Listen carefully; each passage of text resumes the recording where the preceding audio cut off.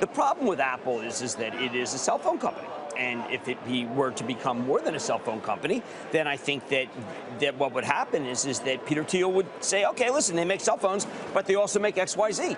And I think that's always going to be the problem until you see a definitive revenue stream that comes from the Apple ecosystem.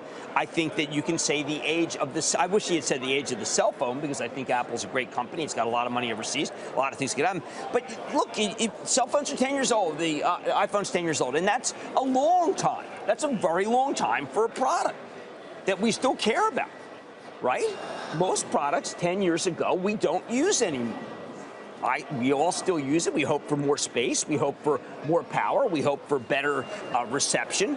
But is the age of a piece of equipment for 10 years is rather extraordinary. And sometimes I wish that had been part of it. Right. I mean, actually interesting, of course, the news today from Apple itself, or I should say, excuse me, reported in the Wall Street Journal that Apple planning to devote significant resources to content, to movies, right, TV shows. That is an interesting story in and of itself about what they may be thinking. It's something you talk so often about, Jim, in terms of the services revenue, which, by the way, would make them an enormous company in its own right, but as a part of Apple. It's going to double by 2020, right? You don't think that's significant? Well, look, you just want it to be the platform, and there are many acquisitions. Look, there's the acquisition of Beats.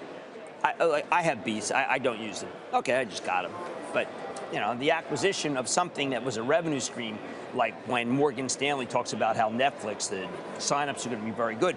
These are very visible streams. And what would happen is, instead of just coming in here every day and saying, we hear in our channel checks that the month of January is not going to be that good for Apple, so let's sell Apple or trade it, is the thing that has been the gating factor for most investors who don't want to fight the tide.